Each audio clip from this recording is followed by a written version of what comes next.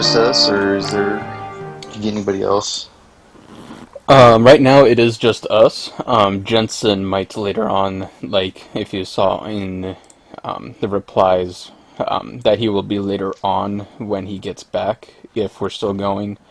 I tried talking to a few others. One of them just doesn't have a mic that works for them, and Uh, some of them just haven't responded. okay. But that is okay. Can definitely just do other stuff in the meantime. So, what rank are you? On KGS, I'm about 7Q right now. Alright. Why don't we go over one of your games then? Or have you been Um, playing recently? oh yeah, I've been playing. All my games recently. Last night I probably played the worst game of my entire life. But I have a couple other games that aren't as bad. Alright. Well, Yeah.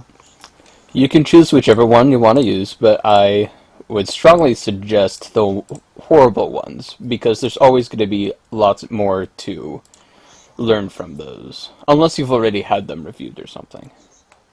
No, not yet, but it was mostly just because like I was like half asleep, and I was like for some reason I was adamant on playing, and like I need to end tonight on a win. And then of course, being half asleep, my reading was just awful, and then I literally just I don't know, I played like a 12Q or something. Yeah. Well, I mean, I had some stress and anxiety going on when I went over a game, and I still had Calvin go over the game with me. Calvin's son. Um, so yeah. So you can choose whichever game you want to go over. If you don't want to choose one of those horrible ones, then that's fine. We can go over this one. It's not too bad. I feel like I played. This is the beginning of the last night, so or I guess even you could say this morning because it was like 2 in the morning or whatever, like right before I had to go to work. I was like, I'll play some Go. Hmm.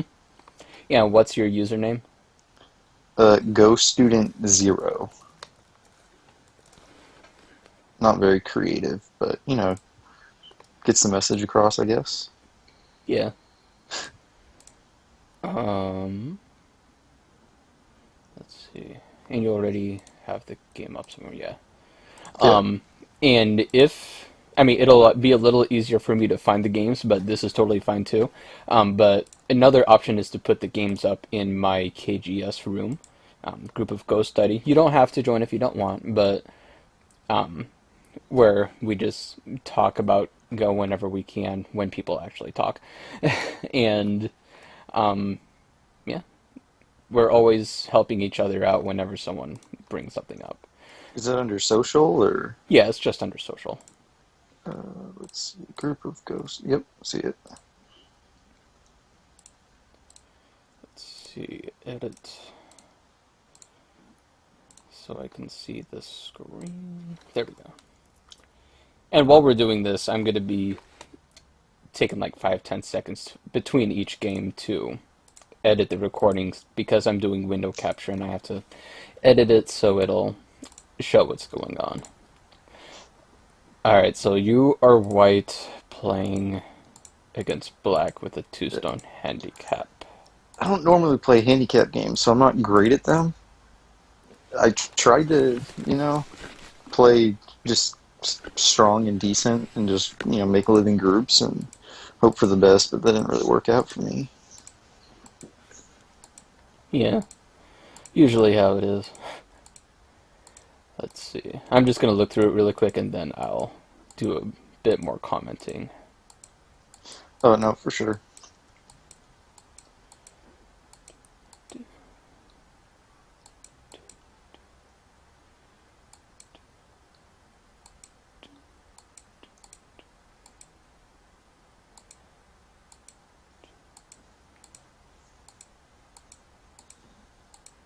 Do you have a channel or are you just a usual common average Go player?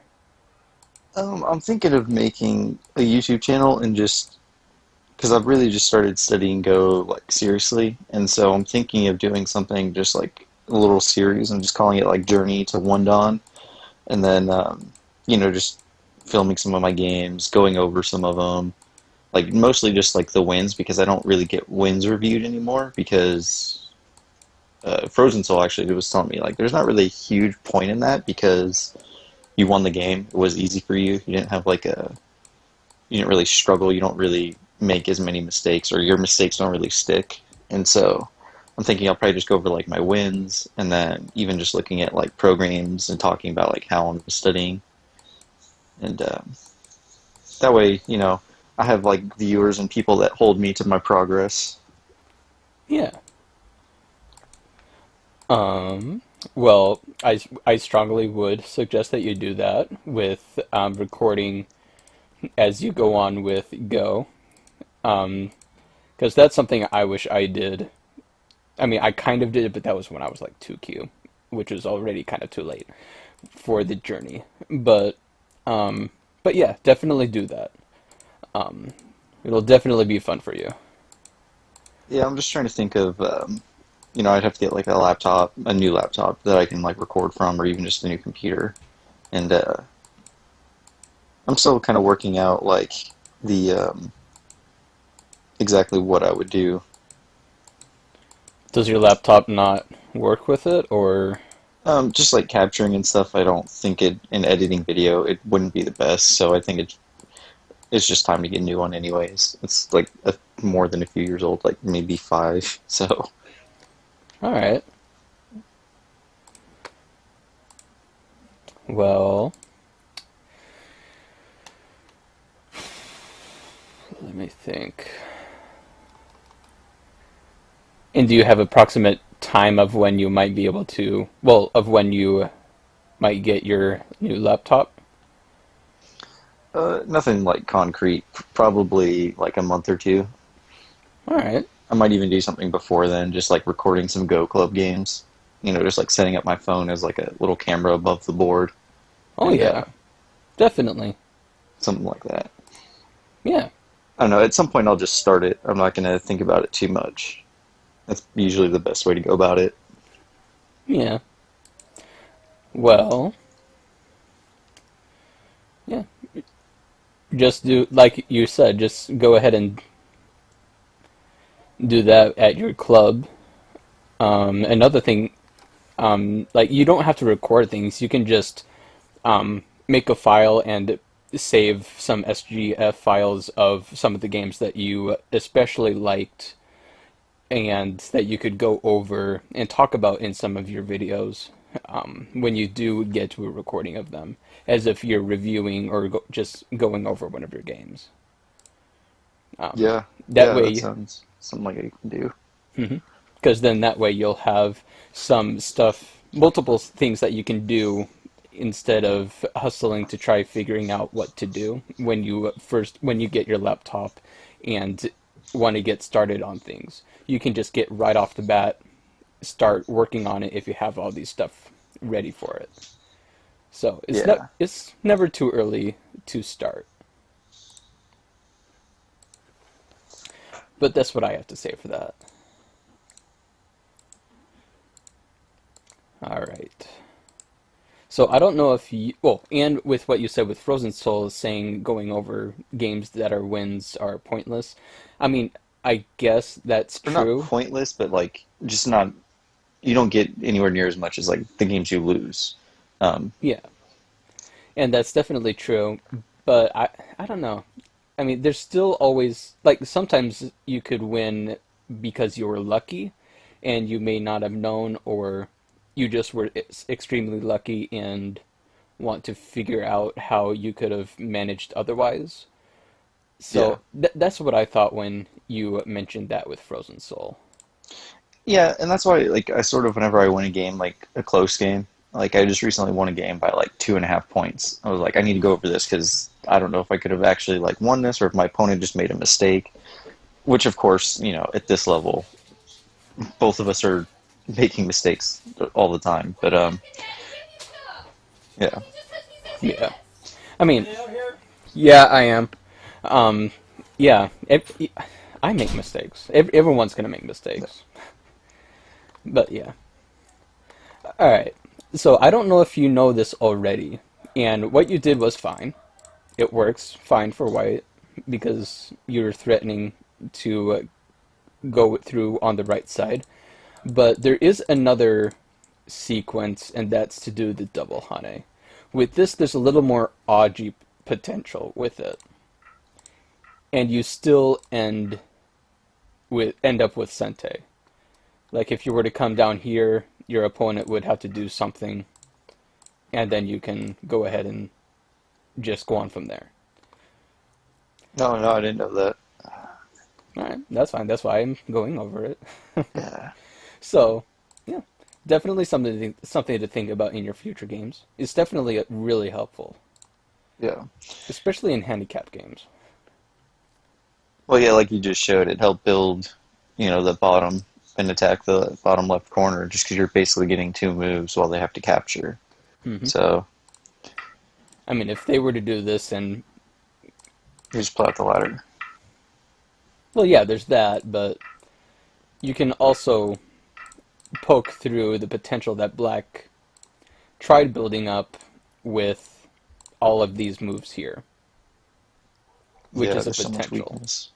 hmm Or there's just the simple building up quite a bit on the right side and being able to still have the Aji in there. There's a lot more potential with something like this if whether or not Black responds to that area or just encloses instead of dealing with the ladder. But yeah, that is that. Um, so this was fine. Maybe not a split, but that's just my opinion. It's most likely perfectly okay, especially when Black plays away. This is a nice move. Um, you could do that. Let's see. I think that's fine. Yeah, that should be fine. This though, maybe not. What you could do, well, actually, with that in mind, actually, what you want to do then is just jump first. Mm. Because like in the game, when Black plays this, obviously, if you were to go into the corner, that one stone is still going to be in trouble, and Black can easily just come back to it and kill it off, or probably something better like that. Um,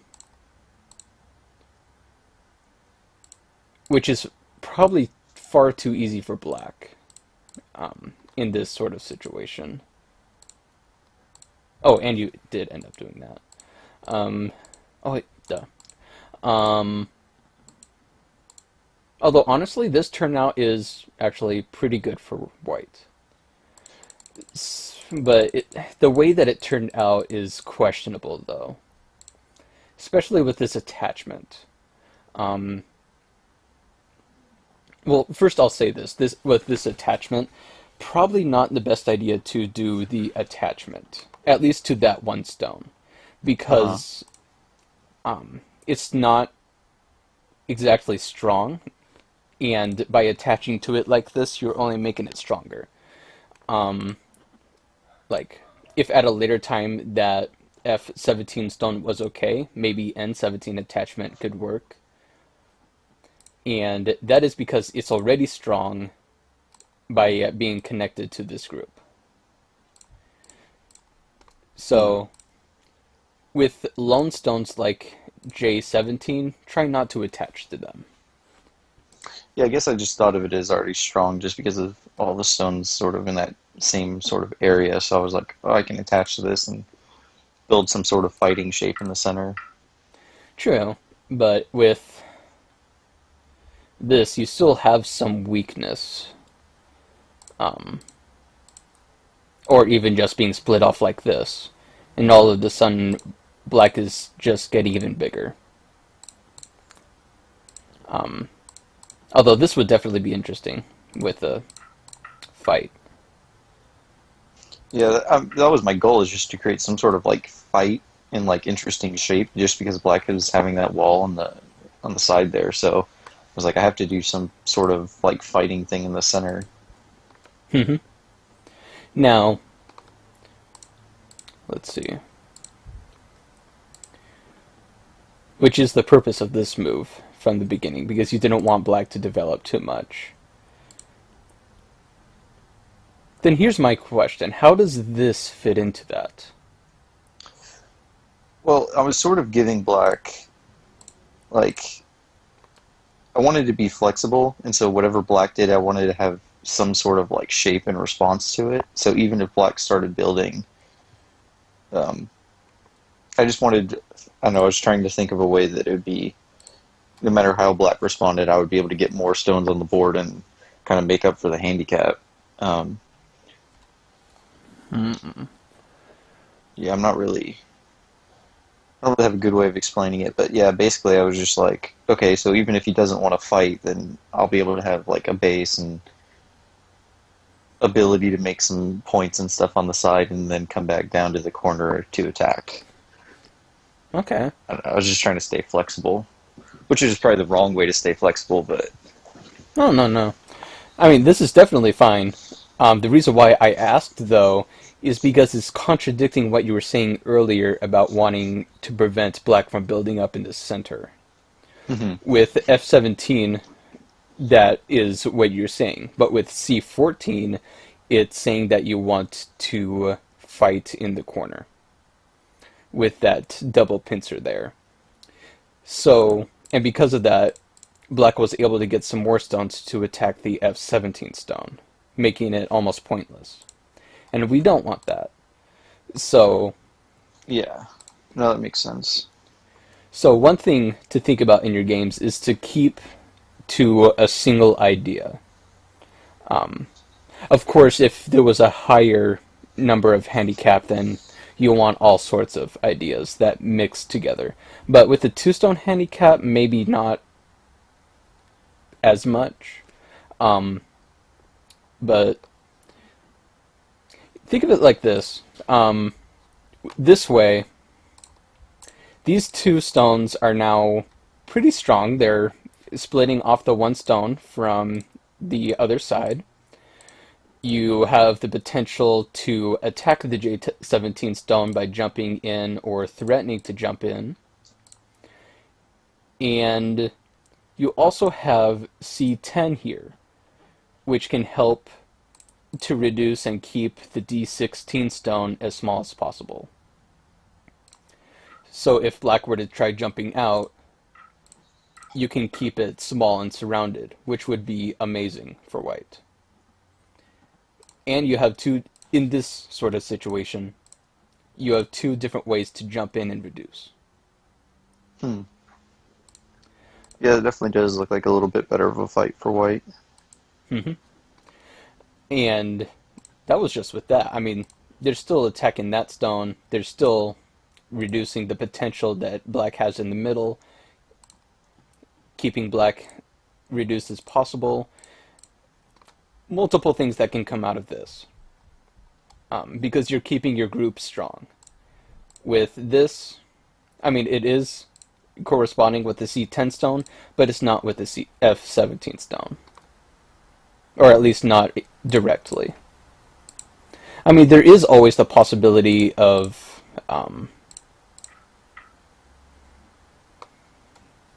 maybe black deciding to play somewhere else and then possibly attacking, but it's probably not too likely.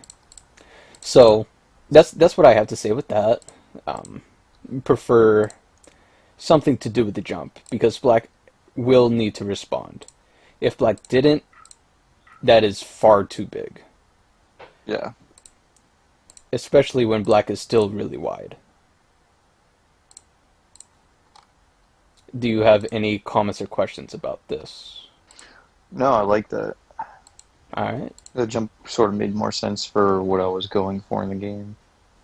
all right. This is a little dangerous though. This Hane. Um,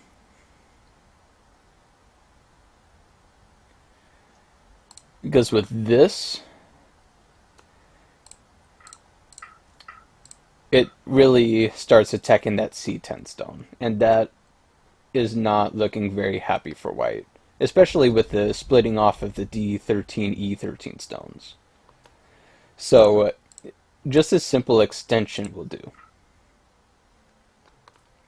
I mean, it's not overly bad for white. It's probably more natural than if anything.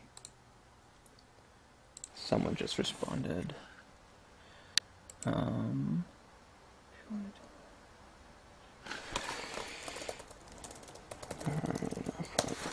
all right. But yeah, just a simple extension is fine. Nothing crazy there. But yeah, this was nice for white. I like that you ignored that Hane, even though you could still go for this.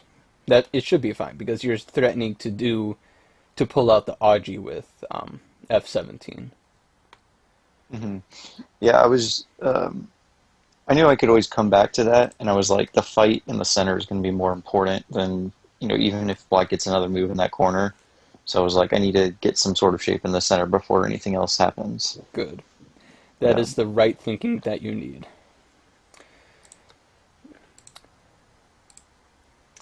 Very nice thinking. And that's a very nice attachment. Um, I do want to say that that was a little too far. Um, Simply Yeah. that maybe this to pull out. No, not yet. Would need this first, and then could do something like that. Um, so probably yeah, just simply more better shape. This is a little too far for white.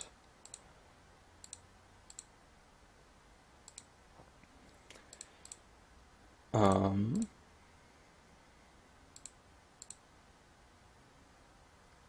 you're still in danger here on the top, which is why I was a little confused when you played N3. I mean, I get that um, there's still possibilities for white to do something, but white's behind and able to be captured on the top Yeah. because of the wall on the right side and with this point right here. So probably would have been better to make sure that you're alive in here first.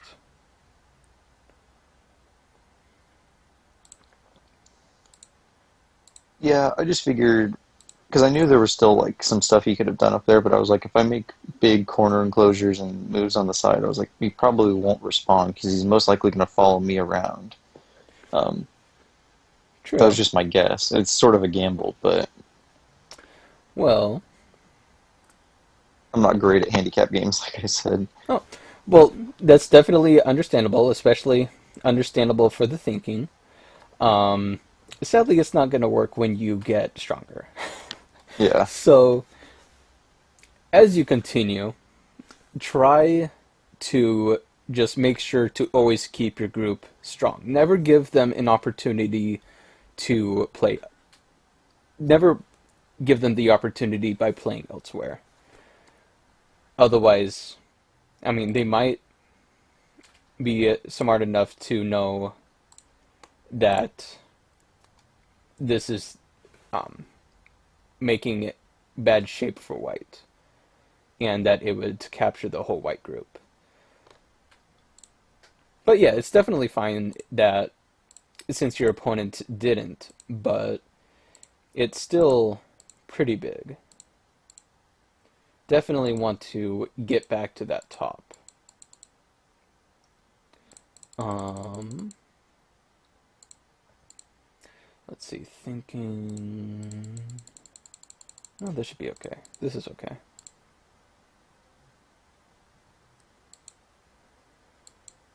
Um, this is actually a slow move by black. So Yeah, there's I couldn't figure out how to respond to it though, so I was like, that's the thing. You don't have to respond to it. I mean, yeah, it's only capturing a single stone. I mean, sure, white has the possibility of doing this to not that this to build up some more territory, but compared to moves like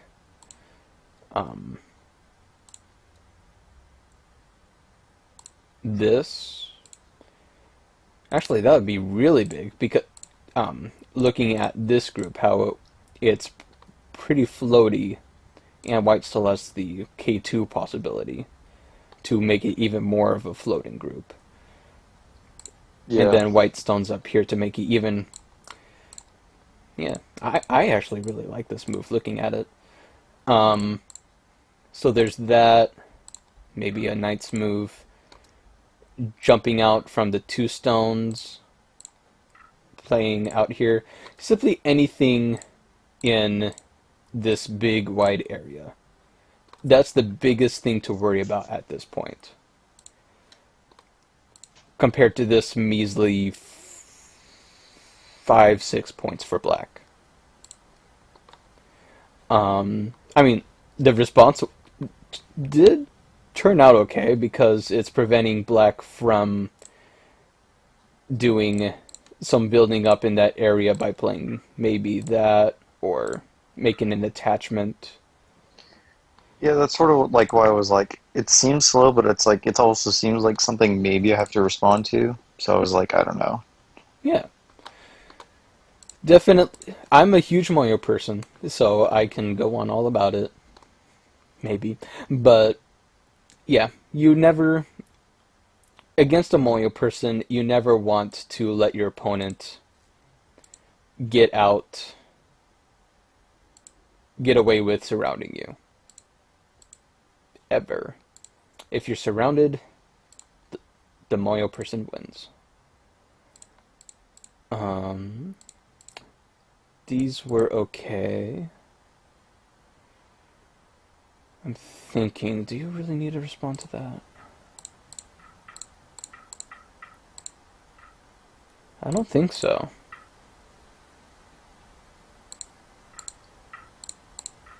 I mean, I guess there is that. Yeah, I don't know. It just seemed like maybe my sheep would be a little too weak, just all around, and I didn't want to give him more than I had to. But Makes sense. yeah, it might not be too big. I might have been able to make a bigger move somewhere else. I mean, with the end of this, if black wanted to take the corner, you have the opportunity to reduce even more now that you have N5 there. At least in this situation. And with something like Mm. this, it would be pretty big compared to the corner. But yeah, so in general, this is, I'd say that it's okay. Um, here, again, just here probably better. Yeah, Because with this, it gives black the option to just do this.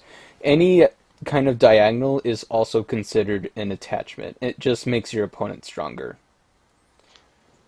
Um, yeah. I don't know why I played that.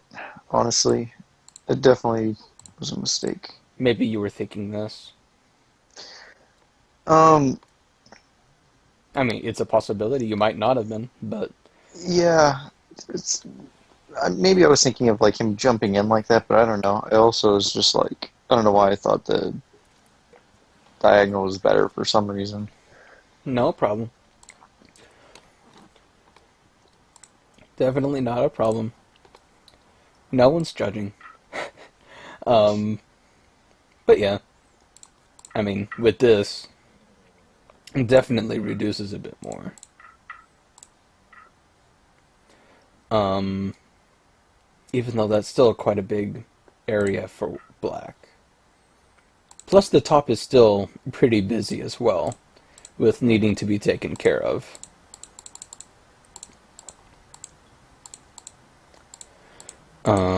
Everything here was fine when I looked through it. Yeah, black ended up letting you live. Um, Here, go ahead and take it. Because you're threatening it. This is actually very threatful towards Black's group. If you were to play F18, Oh yeah. that's much bigger than Black doing a monkey jump. Which, the monkey jump in general in this situation may not be very big. It only gets rid of maybe 6 points when you can play something like this, which is much bigger, as well as the F18 move, with this sort of thing happening. Yeah, I guess my it's probably just like a counting thing, where I wasn't like thinking about points as far as like how much the monkey jump was going to be worth. I was like, I just need to stop it. Yeah.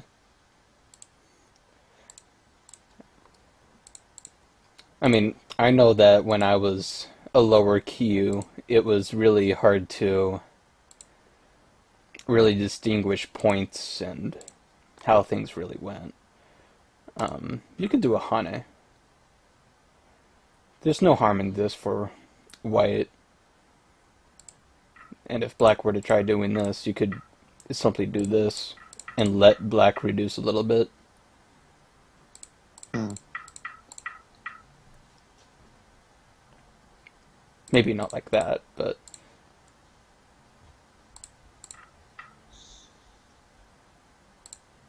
maybe like this. Maybe. No, that just cuts off the whole thing. What am I thinking? I have not warmed up at all today. It's okay. This is to get you warmed up. Maybe. Maybe I'm just thinking the wrong Atari then. Maybe something like this. But in general, this Hane should work. Hmm. Yeah. Because there's nothing black can really do. I mean, that's definitely not a possibility. No. And this might not as well because there's the potential that can come out of it. Oops. There we go. These are some nice moves. Here you don't need to play there. No need to worry about that. You can just go ahead and play here. This is actually probably the biggest part of the board right now. Yeah. I thought so too, but I was like, just better be safe than sorry. I mean, like, there's literally nothing that black can really do. Whoops, not that.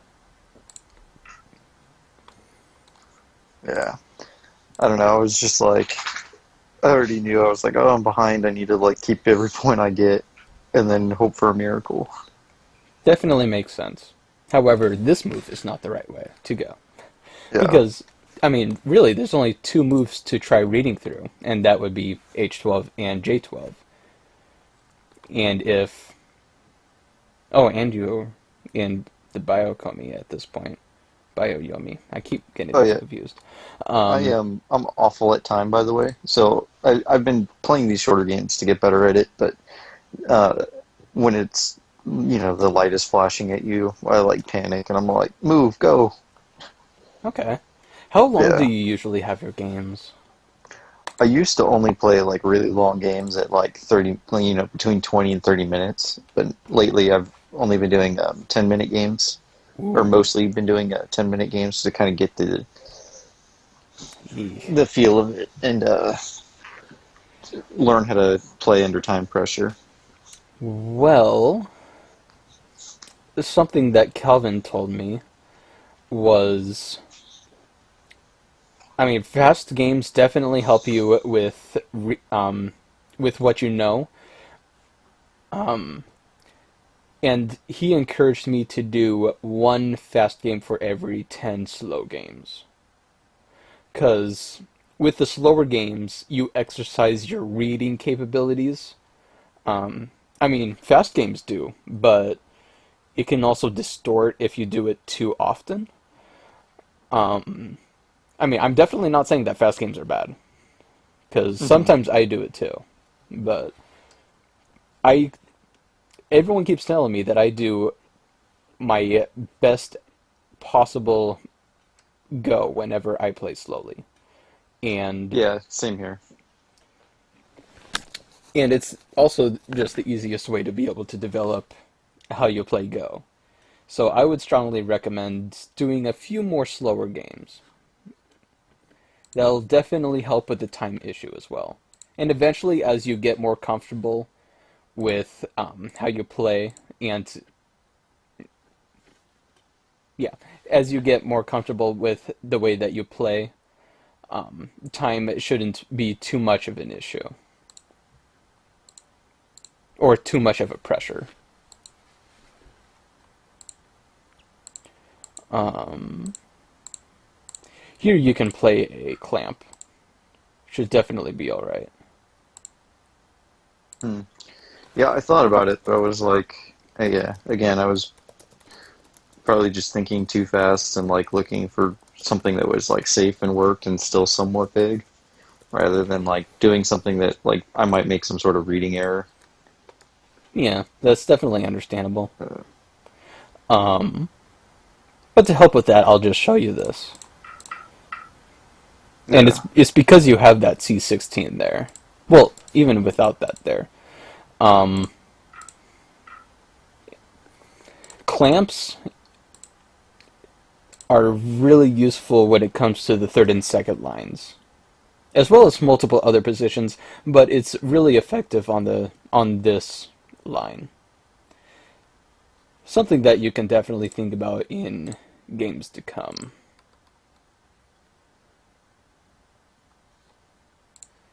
Let's see.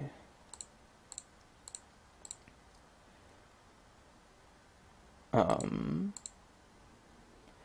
White actually, black actually didn't need to do that, but Yeah. um, let's see. These are fine. That that right there, though, just go ahead and keep to that because there's nothing that can come out of this. Yeah, my hope was like to make a co somewhere at this point because I was just like that is like it's too big. I was like I need to try and do something like and just have like all these weird co threats all over the place, Definitely understandable. which isn't necessarily the best thought because yeah, it's not like I don't have co threats myself. I mean, you were especially lucky with this right here. Yeah, yeah. When he did that, I wish you could actually see like the time in between the moves because I was like it was literally instant. I was like, oh, he made a bit like a huge mistake. It's not big enough to win me the game, but Yeah. Let's see. This would actually be a little better for you. It's a little faster and reduces some points, while J11, not really.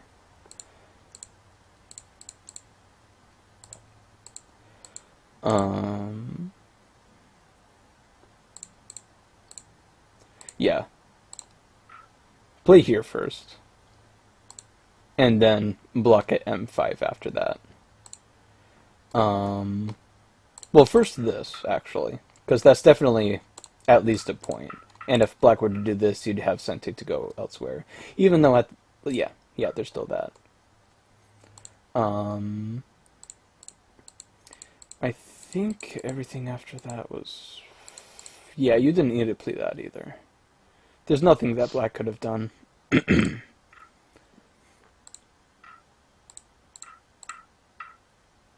Even if black had a stone there, there's nothing black could do. hmm. And yeah, it definitely looks like black was ahead. Yeah, it was like 11 points. Yeah, 11 and a half. So, I would say that the biggest reason for that, one, was this. with this whole idea of keeping to one idea, or at least mixing up the ideas, especially with this jump, as well as, other than the fact that this turned out okay for you, um, this. Yeah, just better shape. Mm-hmm. And with that, you're able to do a little bit more reducing. Actually, another thing I should have probably thought more of, play this. It's a little more run out, especially when you can't necessarily get too many points or too much room on the top um, for eyes, Hmm. or this. But with this, whoops, not that. Um, you get a whole bunch of free moves if Black were to try cutting right away. It would Hmm. definitely be really beneficial, even if Black were to try doing that. Or that. You'd still be able to get out there fairly easily. Hmm. Yeah, that makes sense.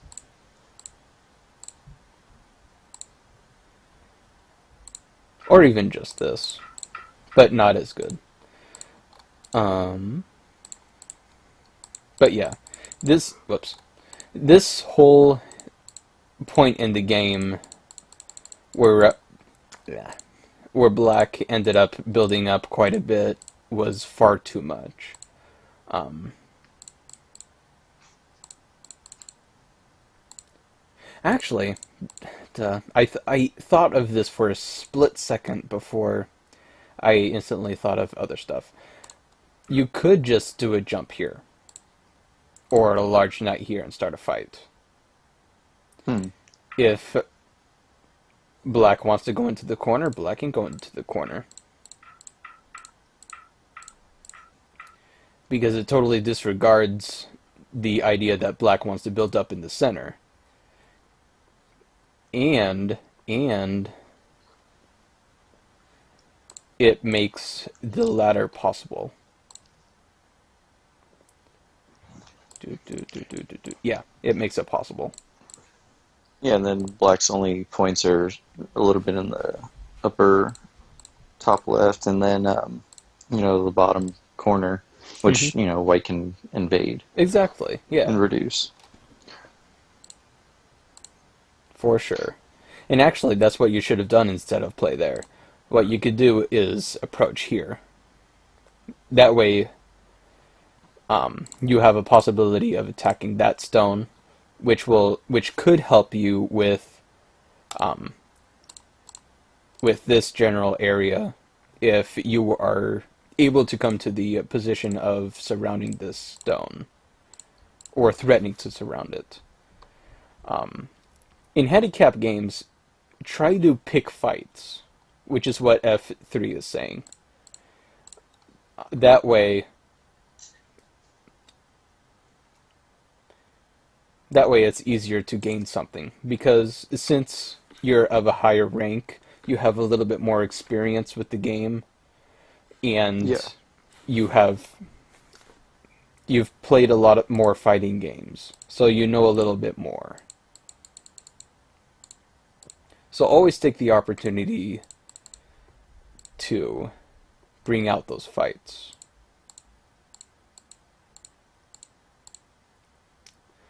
And maybe you were too worried about the two stones. Maybe just go ahead and jump out. Yeah, I don't know why. I thought the two stones was like they're probably too big to give up, but then yeah, just jumping out, I you mean, just creating more problems in the center would have been a lot better. yeah. I mean, that's sure, it's maybe 10 extra points for Black to do that, but you're reducing a lot more by doing this. Although, probably just a single jump. For the Well, sake of shape. Hmm? yeah. Well, no, and then I was gonna say that makes N5 even bigger. Yes, it does. Especially with um, threatening to attack this threatening to peep, threatening a lot of threatening points to really hurt that group. But yeah, there's definitely a lot more thinking when it comes to Moyo games. Um, Yeah, and I didn't do too much to help, like, to stop him. I kind of helped him by, like, playing for the corner on the bottom right. hmm I kind of helped him seal off. So, whereas on the side, I did an okay job of, like, trying to jump out and push in, but I didn't continue with the idea. I need to just keep following through with the idea. yeah. Well, that's all I have to say with this game. Do you have any other questions or anything else that you wanted to go over? I know that was pretty good. Definitely some things to think about. Just more reinforcing stuff I'm learning right now. So All right. definitely has some advantages. All right. Let's see. How long did that last? It's about almost 15 minutes. It's not bad. I just wish there were more that could be on. Yeah, it's hard. I mean, but once I think the biggest thing and what I when I was looking at like starting a YouTube channel, even like starting like because I even thought about starting like even like a Go podcast and just like talking about pro games and like the whole pro scene that's going on and all that. And one of the things that people are saying, like when you start a podcast, just like being consistent is the biggest thing because even if people can't normally do it, it's easier for them to work around the schedule. Like if you know, like okay, Wednesdays at 9, we're gonna do it, or Tuesdays at 9, or you know, just having like a consistent schedule makes it easier for everyone to like, like for me to be like, oh, I'm gonna ask my boss for Wednesday at 9 off so I can, you know, Yeah. go talk And about Go. yeah. And I mean, I've been told that. I've told other people that. And I've even helped other people with their stream. And yeah, that's why I don't want to say spam because we're not supposed to spam on the page, but that's why I'm constantly putting up messages on Facebook on the Go page about Yeah. all of these because I'm just trying to stay consistent with it, especially with the 2 weeks that I have until I'm back into another quarter of college. So, Yeah. yeah. I mean, multiple people have said that they're more able in middle of the day. Like right now it's almost 10 for me now. But because for the last few times that I've tried doing it, it's always been too late or time difference is a bother. But literally, there were no responses when I tried doing it in middle of the day. So Huh. I've just Well, stuck to middle of yeah. the evening.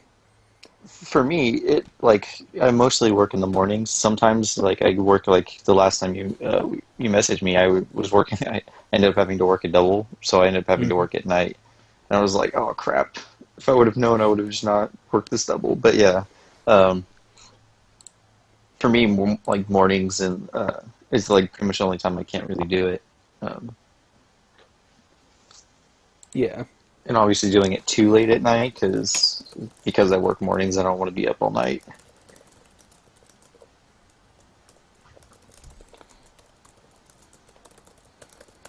I'm trying to see if I can get my rival on here. Because he's doing. Well, right now he's doing some stream stuff. But. Yeah, see, that's what I need is a rival, someone to like push me and Oh, we don't push compete each other. against.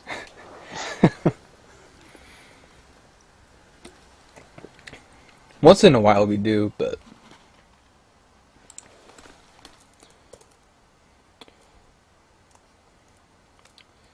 Let me see. Are you on KGS? Actually, he probably is. Let me see if he is on. He is. Oh, it looks like he finally got his 1 KGS. He didn't pull up a game yet.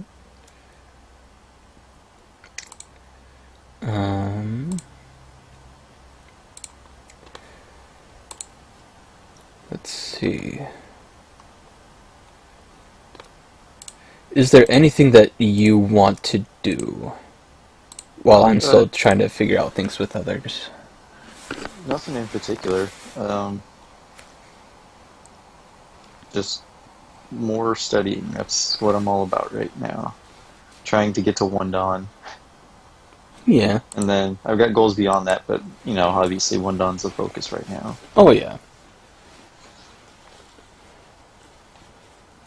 Let's see.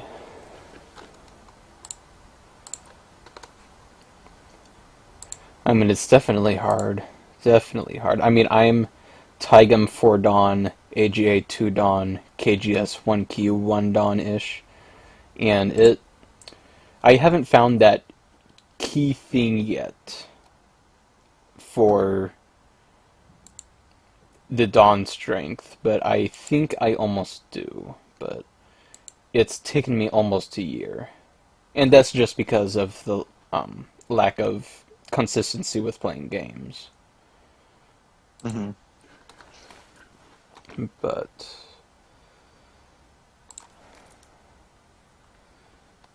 um,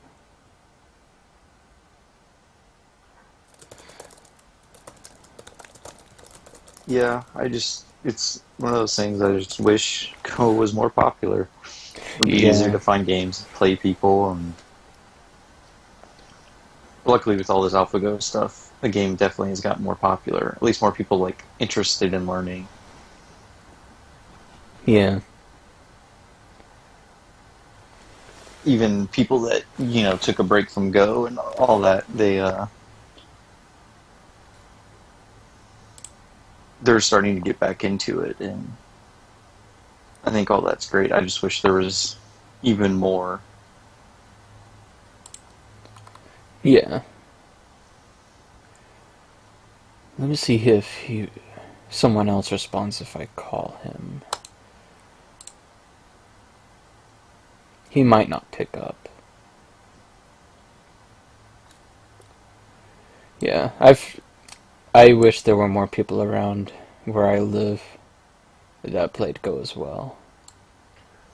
I'm lucky where at my Go club there's a lot of people, and some of them are very strong, like Five Don, but they're mostly uh, older men, and like don't they're not like very they're not into the game in the same way that I am, where like I want to study and get stronger. Whereas they're sort of just playing for fun, which is fine and that's great.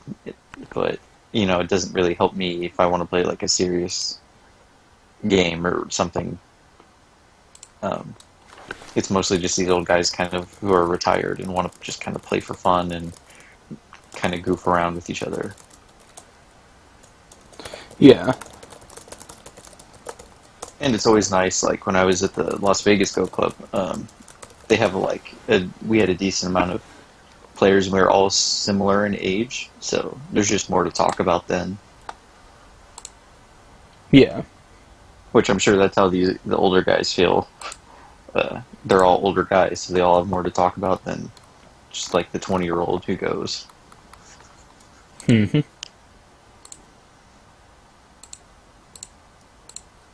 for sure. It's one of those things I thought about starting just my own like AGA chapter and just calling it something like a serious study group, or get like more players that are a little bit more serious. Yeah, But I don't know, because I live in Phoenix, so it's a big city.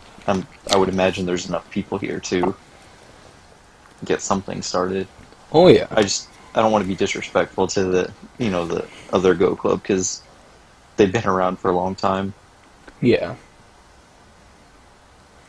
Let's see. I actually think my rival moved down there. He used to live up where I am, but not too long ago he moved down to Arizona somewhere. Hmm. Let's see. Yeah, from what I hear, the Tucson Go Club is really good, and I might drive down there because it's only like an hour and a half drive. Hmm. Um, so I might go down there, see what that's about. Worst case scenario, I waste a Sunday. All right. But either way, I'm still playing Go. And even the games that you play for fun, you still can learn something from them.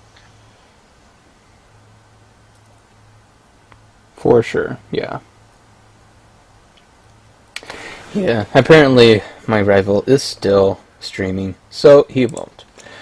And I offered to go over to help out with that, but it's he just said next time. But oh well, that's fine. It's all fine. Let's see what we could do. I mean, how much time do you have left? Because I think you said that you were doing something sometime soon.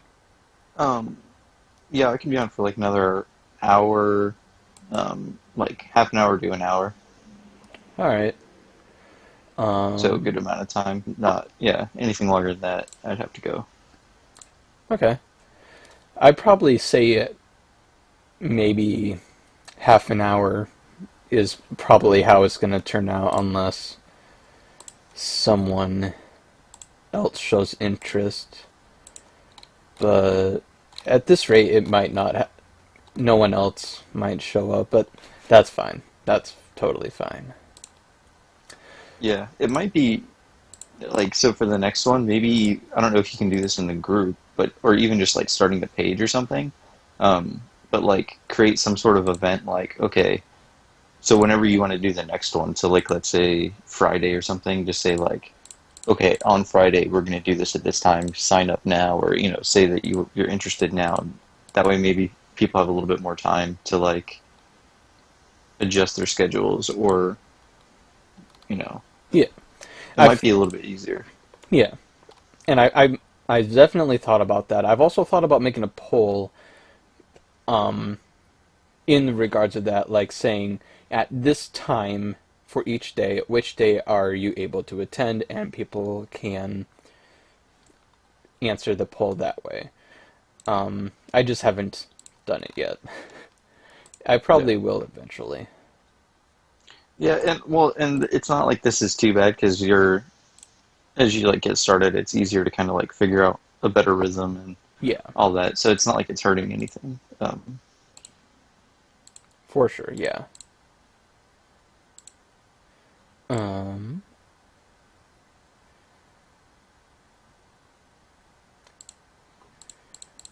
let's see. We could.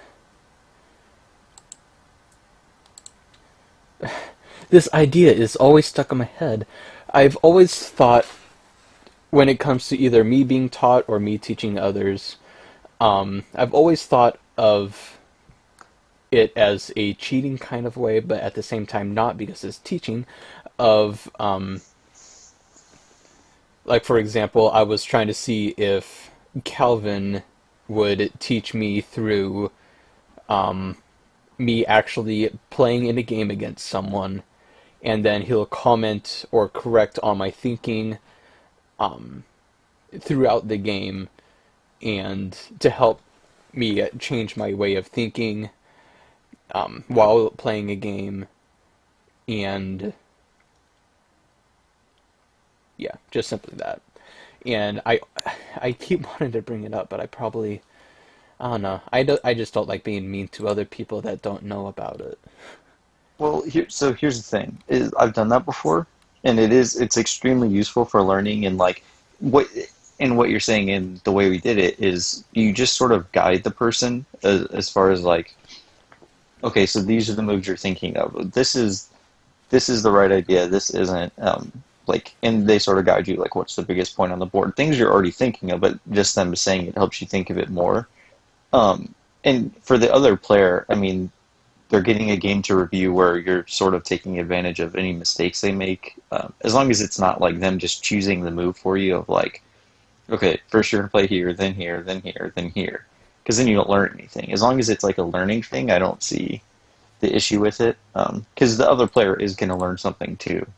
Yeah, They're gonna have a game to review, and I, you know, yeah, they might get upset, but it's just a game, and it's on KGS. It's not like it's a tournament game for money or you know. yeah.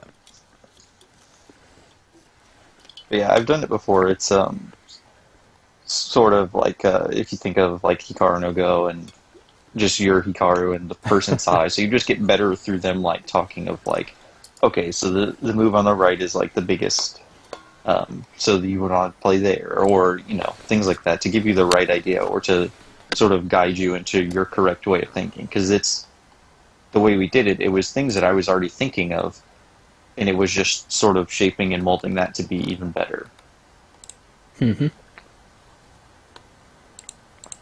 I don't know. Some people can get a little iffy on that because if they can only play in on KGS, then maybe those are very serious games, or Thai Gym or wherever. So maybe they get a little, Yeah. offended if you do something like that. But I don't really see the issue with it. Yeah. I don't know. That's just me. I mean, I'm very sensitive to how other people think, so I try not to bother or stress or anger other people. But No, I'm with you too. And so when I did, I was sort of like, well, it's sort of like sandbagging, and I don't know if I would feel okay doing it. But then I was like, it's a KGS game. It's one game, and if my opponent gets upset, it's not like, sure, that sucks that they're upset, but it's also like it's a KGS game, and they'll have something to learn from it, just like I do. And the worst case scenario is someone gets a little upset that they lost a game, and then you never see that person again, and they go on and they win their next game, or go play. I don't think anyone's going to quit Go because they got sort of sandbagged. Uh, and again, the way we did it, it was mostly just like my ideas being kind of just formed a little bit better. Um, yeah, Not like having like a 9 dan person just tell me where to play. Because even then, I'm not learning anything and it's not fun, and I wouldn't want to do it. yeah. As long as it's like my ideas being um, critiqued and improved, then I think it's better for everybody. Hmm.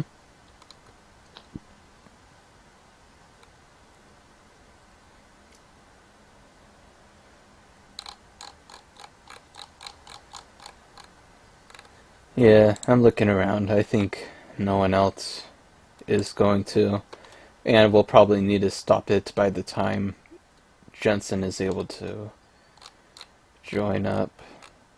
So Hmm. we can do one more thing. One more thing will probably take up the hour time frame. So we could go over another game. We could do the thing that we were just talking about. We could, or do the same thing that we were just talking about, except you playing a game and saying what you think, and then I afterwards, not during it, respond to that. Um, I'm up for anything really. You could even play a game and then I could watch it and then sort of get your thoughts, because any kibitzing I do isn't going to be really all that helpful. Mm-hmm. Um, but even just me saying like, okay, well, what are you thinking with this move, or just sort of going over like that, All right. Do you want because me to then I play get to, again? yeah. I mean, I think that would be cool because I would get to see how like you're thinking during your game, and um, if you're all right with it, because it might be a little distracting to have Oh, a I'm fine 7 Q with in your it. brain, like, why aren't you responding to that slow move? Oh, I'm fine with it. Um, I think it could be interesting. It's sort of like flipping what we were just talking about and sort of doing it a little backwards, but yeah. thinking of it like a pro almost, saying like when they're playing a game and you have a commentator saying, "Oh, this is probably what they're thinking and doing," or here's how this affects the rest of the board. Hmm. I mean, sure, of course I'm going to be worried about losing and feeling embarrassed about it, but it should be fine. It should be fine. If I lose, whatever. I, Yeah, if you do get embarrassed, I'll show you the game that I played last night. The one like right before I went to sleep, and I resigned like halfway through because I was like, I don't know what I'm doing. I'm playing like a 12Q, and I was playing a 6Q, so obviously that was bad. Hmm. All right, I will hold you to that. Yeah, All right. we all have our bad days Yeah, I had for mine sure. all of last week. Yeah, it's funny because I was going on like a decent streak of like winning a couple, losing a couple, and then doing okay, getting a little better, and then just last night playing like half asleep. I was just like the worst games I've played in a while. Hmm. The one I just showed you was like right before I started to get like really tired, so I was playing okay. Like that was my game. Like for sure, I didn't. There wasn't really any mistakes that I could like use as an excuse that I'm because I was tired. But like the game after that, I started doing some reading mistakes, and I was like, oh no. And then I was like, I need to end on a win. So I was like, one more game, and then One more game. it was One more game. just One more game. the One more game. worst. It was so bad. Yeah, I know that feeling. But I mean, it's something that every player well, mostly every player goes through because, I mean, if they don't have games like that, then they're probably a pro. Yeah.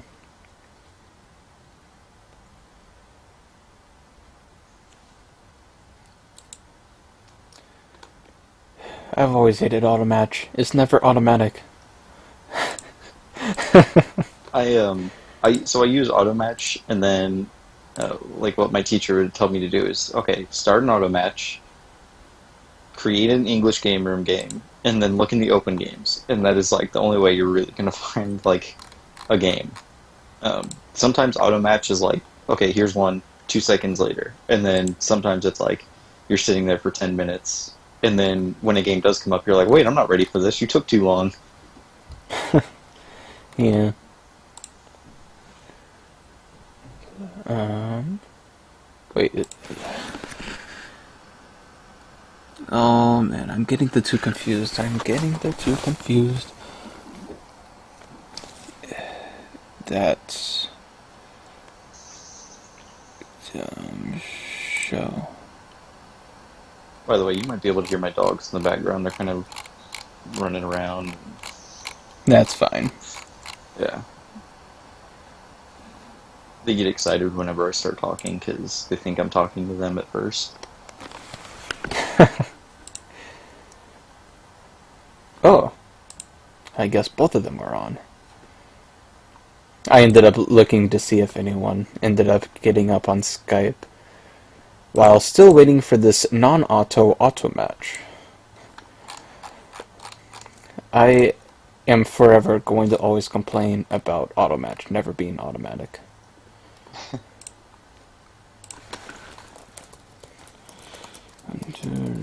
Oh, did he just go offline?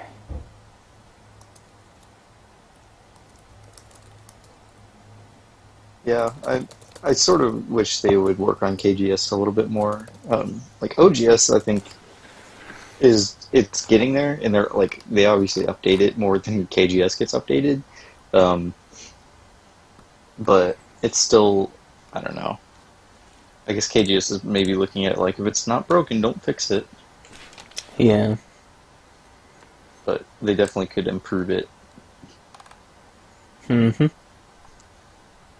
And I can't go on Taijin because when I got back into playing Go and I was playing on Taijin, I would get sandbagged like every other game, and I No. was like, this is, you know, and not like sandbagged in a way of uh, like what we were saying, so where it's like you're getting sandbagged, but you're getting sandbagged in a way that you're only losing. You're still losing a game like how you would, right? Because the thinking is still that of like a 7Q, just Mm-hmm. sort of tweaked to be maybe like a 5Q or something. So you have something to learn. Whereas I was getting sandbagged by like a Ford on, and then so it's like everything's dying and I don't know what to do. Yeah.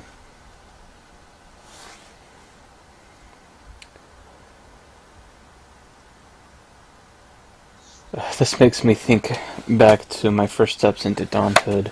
How it's taking so long for the auto matches I literally, in almost every single video of mine, I would time how long it takes for a game to happen. For a few of them, it happened automatically or within 5 seconds. But there were also a lot of them where I had to wait at least half an hour. It was ridiculous.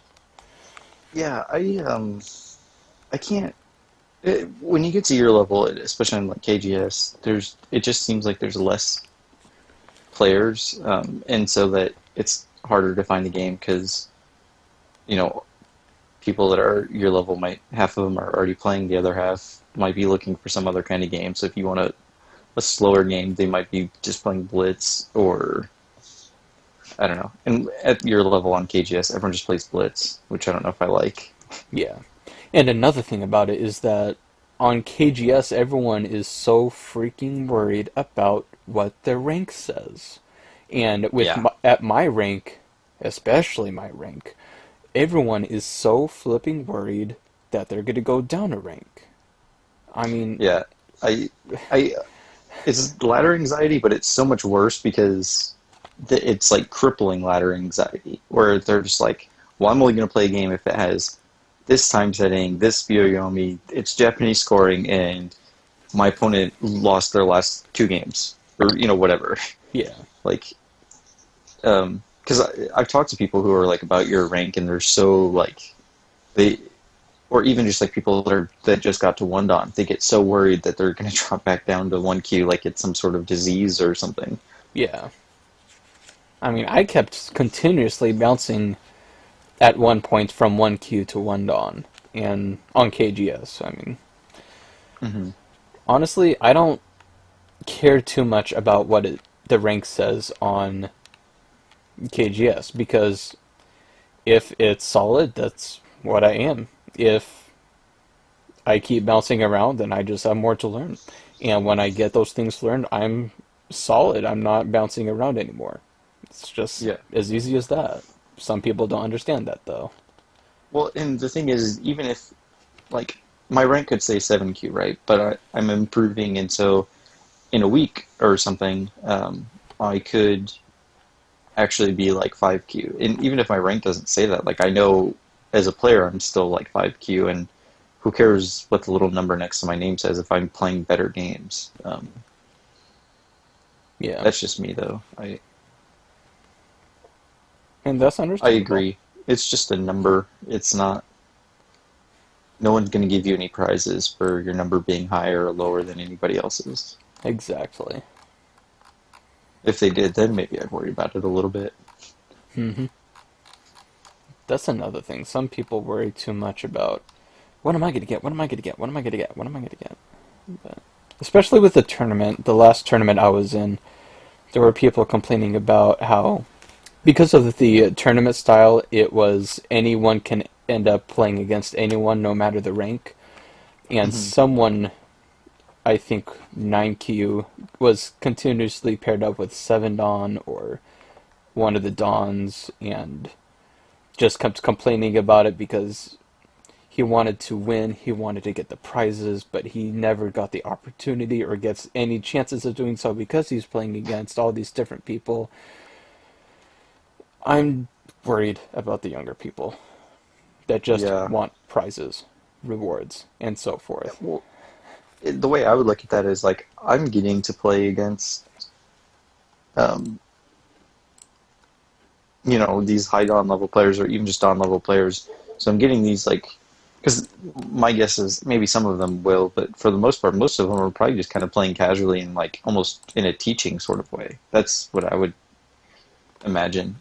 Even if they don't necessarily actually like teach you anything, they might just like kind of play very lightly, and so you're probably going to learn something from those games more so than like I don't know if you got lucky and only played 20 Qs and won the tournament. Um, Yeah. I don't know. If it was like a huge tournament prize, then sure, maybe I would care. But if it's, I, I've never heard of a Go tournament in America or online or anything where the prize was so great that I should care about it more than just having fun and playing games. Hmm. Ah, he left. I pulled up a game in Street Play. Came up and disappeared. I'm gonna respond to him really. No, I won't respond to him. I'll talk to him some other time. Street Play is someone that likes to help people in our room a lot, and the KGS teaching ladder. He's a 5 Dan. Yeah, I've seen him around a little bit. He's, I mean, he's not as detailed as Calvin, but he does a really good job as well. Alright, yeah. I decided that it was taking too long for a game to show up, so I have a stack of books. One of them is The Direction of Play, and then I have 2 series of books, 6 books of Baduk Classic, The Art of Closing,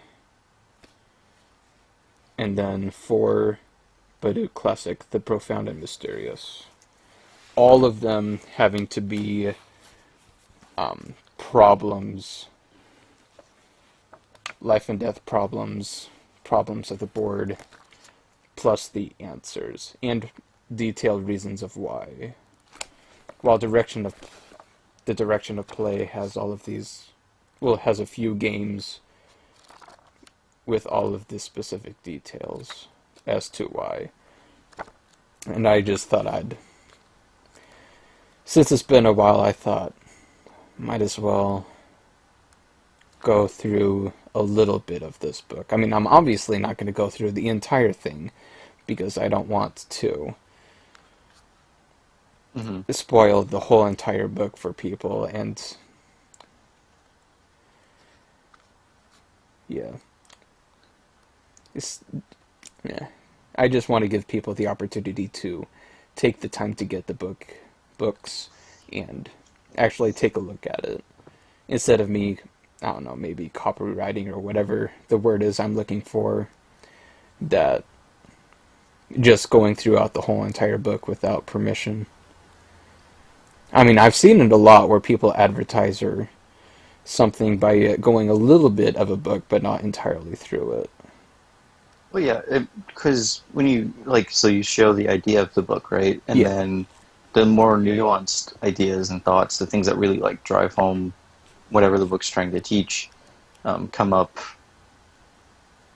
more so in the book, and so they're more inclined to read the book. And if they just want to take the principle away or the general idea, then that's fine for them. But I feel like most people, you show them the principle or the idea, and they're like, okay, well, I want to learn more about this specific thing. Let me get this book. Um, hmm, for me, anyways, I have a hard time reading Go books at this point. Um, it just feels like I could be doing something else to learn. Like, oh, I could just play more games or do more life and death problems rather than like reading a book on something that might help my game in the long term. Um,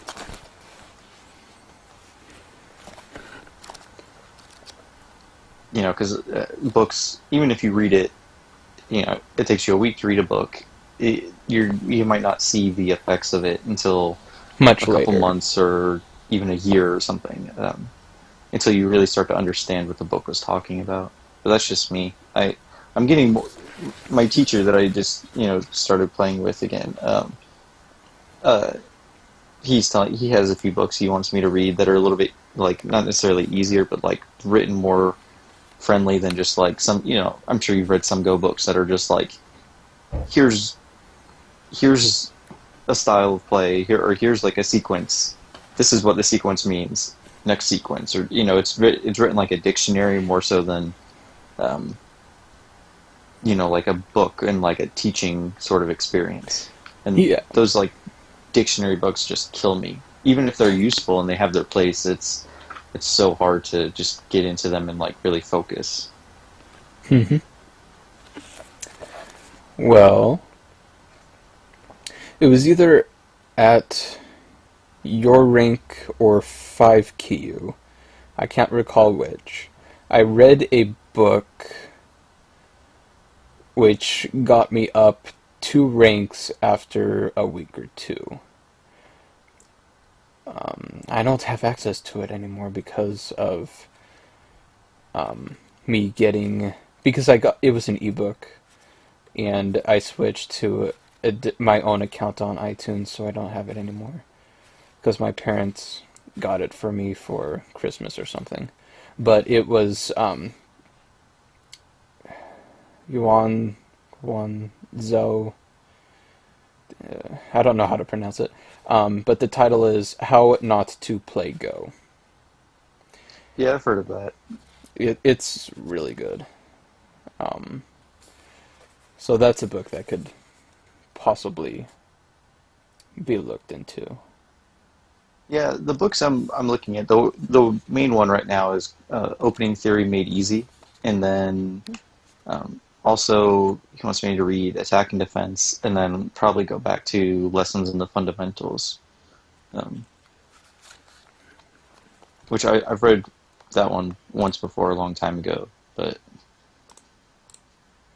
I just recently took a long break. When I moved from Vegas to Phoenix, I ended up taking about a year off. Um, Actually, a little more than a year. So I hadn't been playing Go for a year yet, so I took a longer break than what I've been playing. Hmm. But I'm finally back at it, and I'm not going to take any breaks in the foreseeable future. Yeah.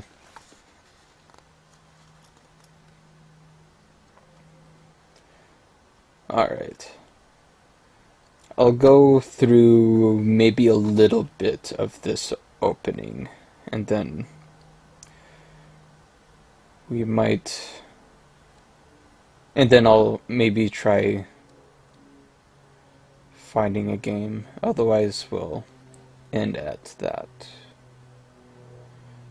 Um, and if not this time, then next time, um, then I can get a game in and talk about what I'm thinking for you. Yeah, Or you can watch my first episode to Dawnhood because I do just that in those videos. Um, but that's if you want. They're especially shorter, but yeah, um, for sure. Well, and the big thing, the reason why I think that's a cool idea is just because just being able to ask questions of like, well, why do you think that this move is bigger than like, let's say the move over here, or, things like that. Just like, I don't know, something like that. And like I said, kibitzing it, like, even if I did give you a somewhat better move, it's not like you got a better move from a one don that's actually like guaranteed to be a better move. If I taught you if I said something and you're like, oh, that might be a better move, or this idea is actually better. It's yeah, it's not like it could actually be a horrible mistake. yeah, and that makes sense. Yeah. Um, and that is definitely something that I'm missing from the first episode to Dawnhood series, having someone of a lower Q or similar rank to ask questions. Um, so yeah, definitely something that can happen with this series. Trying to look ahead to see what the next moves are. Where'd they go? Diagram, figure. There we go. 1, 3, 4, 5, 6, 7, 8, 9, 10, 11. Alright, what are your first thoughts when you see this? When you see these 5 moves?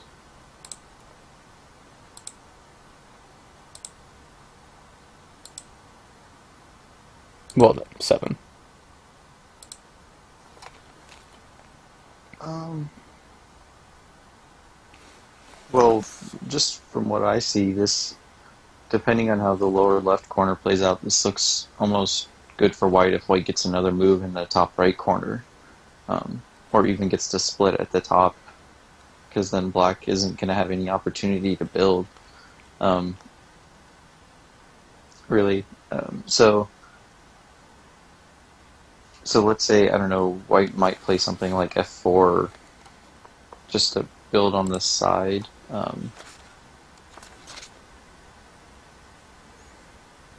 Yeah, it's definitely a Um, possibility. but that might be a little too helpful for black to build on the left side here. So even if white just played underneath, that might help black build like a Moyo though.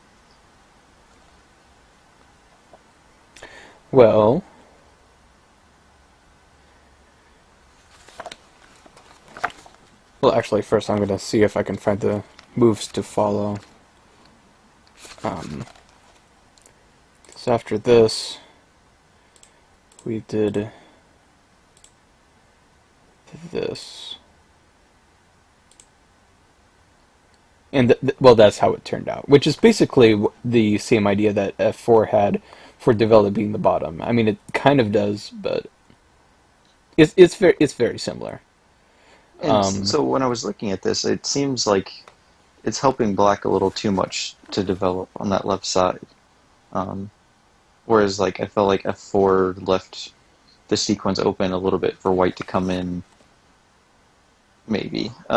Whereas like these three stones with the extension at d10 now look a little bit stronger and harder for white to do anything in that area. Whereas white's got a decent corner and an extension on the side at m4, but that's still black still has an attack on that mhm. at like k3 or something. Possibly, yeah. Um, so I'm going to go back a little bit, but skimming back through because I keep I can't recall exactly where it is, so I can't really read out of it. But this whole group is a mistake by Black, Yeah, I mean it looks a little awkward. and at the same time, this whole sequence was horrible for White. This whole entire thing, all because they were just worried about Joseki. They had no sense of direction, and that is what is said in the book. They have no sense of direction. Um, this is the very first thing that they talk about. The very first thing. Um, just like before anything on the left hand side happened, this is one of the diagrams that it shows, and then Black playing here with that there. There's a lot of potential for Black to build up in that just because it approached at d5 instead. I mean, at first glance, even I would want to go for the d5 approach because that d3 stone is facing Yeah. towards the black stone, but black decides to go in the other direction. It's the very first thing that the book talks about this game. Yeah, just looking at these moves, I would do maybe not necessarily d5, but like c5 or something in that area. Just because, like you said, it facing that stone, you have to do Well, something almost, it seems, just to develop. I mean, I don't disagree with c5, but something to think about regarding high and low approaches is what you want because I mean, I'm still in the process of trying to get it in my head, but there is quite a big difference because with the Yeah, low, you allow your opponent to build up. And when you're going high, you're allowing your opponent to take corner territory. And you always have to think about that when it comes to what exactly you want from the game. I mean, it's probably obvious that you would want to think that when the way that I'm saying it, but it's it gets really deep. It gets really deep. Um, let's see. Um, one of the other things that the book goes over is that because of all of that, a pincer might be one of White's possible options. Um, because it also helps to possibly build the wall to then play there. Yeah, I'm basically just skimming through Hmm. because I just picked it up after so long of reading it. But I don't know. I guess you could say I'm anxious to just find something to talk about. But that and I just have absolutely no experience with bringing information out from a book into person, which probably means I shouldn't continue with this in the future until I actually know what I'm Well, doing.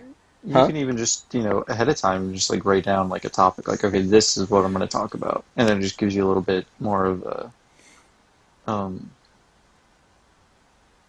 of like a little bit more time to think of like exactly what you want to say. And Yeah. just, you'll have like an idea of like, okay, I'm going to talk about this sequence. And even just like some ideas of like this about this sequence and like how I would play or whatever. Um, Yeah. Something along those lines, maybe. Hmm. Yeah. Sometimes I just don't like preparing, but sometimes I will. No, I get it. Yeah. Um, I guess that's just another one of my weaknesses. It's hard for me to really explain things, and it's just even worse if I try and I'm just blabbing on and blabbing on. But what I do remember also about this um, is that when I mentioned white black having the possibility of building a wall up here, it doesn't have as much of an effect because of what happened on this side. Sure, M4 can be attacked, but it is a high stone, so it can easily float and be able to run out, and that'll be the only thing that white needs to worry about. Because black's group is still not alive in that corner, and still needs to watch out for that. And it has weird shape. It needs like another move or two to get like decent shape. Exactly. Um, and while white runs out, it's going to help surround it and build its own moyo facing the black moyo. So black's moyo isn't really gonna isn't really have potential to do much. Exactly. It's the way I see it, at least in my head, which isn't always right. But yeah. It's usually not always right in people's heads. It's probably not even right in my head either. Don't worry. Well, because you get a bias of like, oh, this is how I play, and I think this looks really good, and so you start making either like mistakes or just not necessarily the best moves for like the other side because you're like, oh well, white can do this really cool thing over here, and then black just has to do this instead of thinking of like the best response. At least in my head, that's sort of how it goes. I notice, Yeah, definitely. which is why like you can't play yourself on a go board because you're like, oh, I really like black shape, so now I want black to win, and white's just going to play these really small moves because black's going to be awesome. Hmm.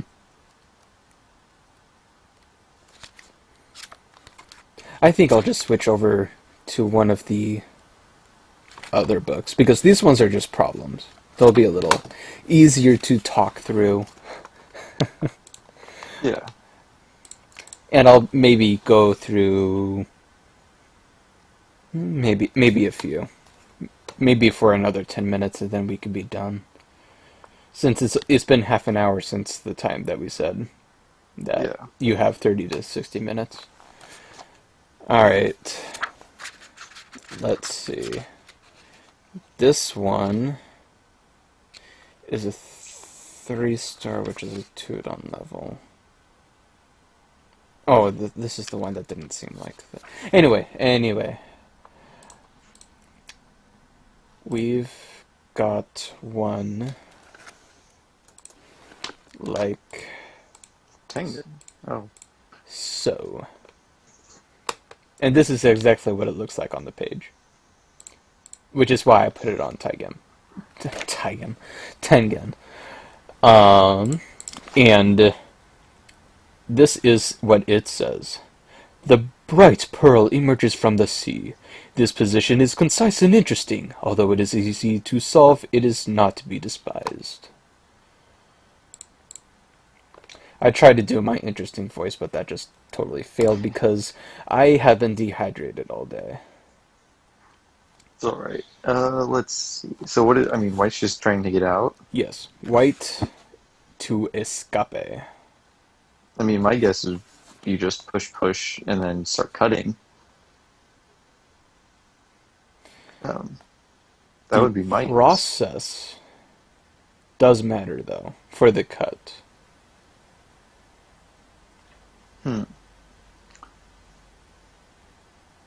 Well, in my head, I'm reading you push down first, and then right, and then let's see, cutting at L8, I believe, Oh, whoops. and then cutting at J8, and then pushing at, yeah. This way does not work, unfortunately. Oh yeah, because you can't keep cutting. Huh. Yeah, I read that a little wrong in my head. In all three of these examples, the downward direction is not the first thing it does. Hmm.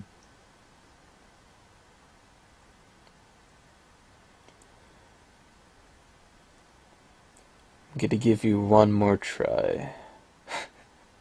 Because I don't just want to spoil the answer right off the bat.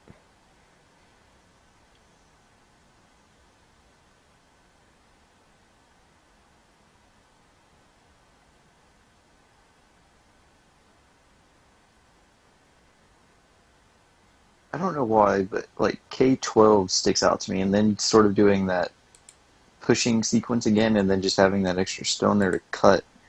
Um, oh wait, no, because you can. It's hard. Yeah. Mm-hmm. Um. hmm. Yeah, I'm just trying to think of like how you get an extra stone somewhere that that helps with the cut. You're thinking a little too hard. I'm just going to let you know that. Yeah, So, that's always my problem. so I'm going to bring up the second one first. The second one, it does the push, Hmm. and then it goes up first. Up This first. move, Okay. this move is the key. You want to go upwards. Um, because if black is to block off at the top, then white can come down, and now black will have these three to worry about. Yep. So this wouldn't be an option. Um, the And if black ex. pushes up, you go down Mhm. from that sequence. Yeah. Now the first one shows white doing this. Now looking back at the diagram too, with the possibility after white plays L10, black goes up instead. Um, Next, it shows white playing here to threaten the same exact way, just in the opposite direction, and just extends out again. Because it is symmetry. It is symmetry.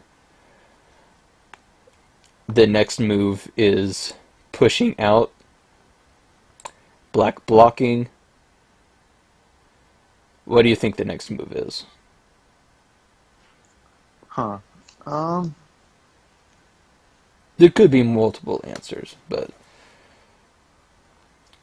I want to know what you think first.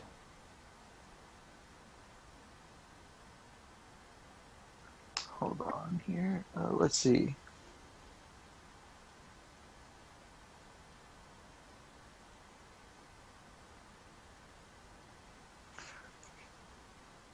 Um,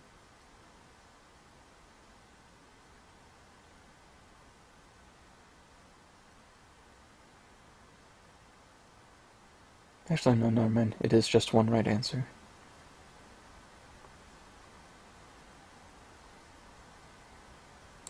maybe the cut at L13.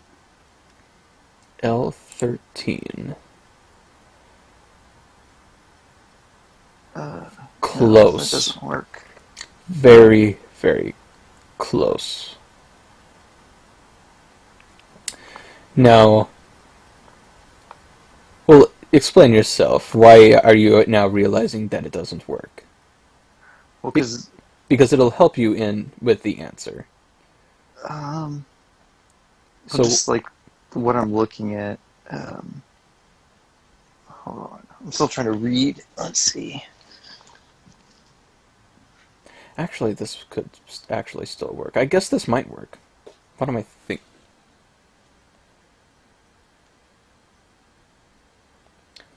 Are you kidding me?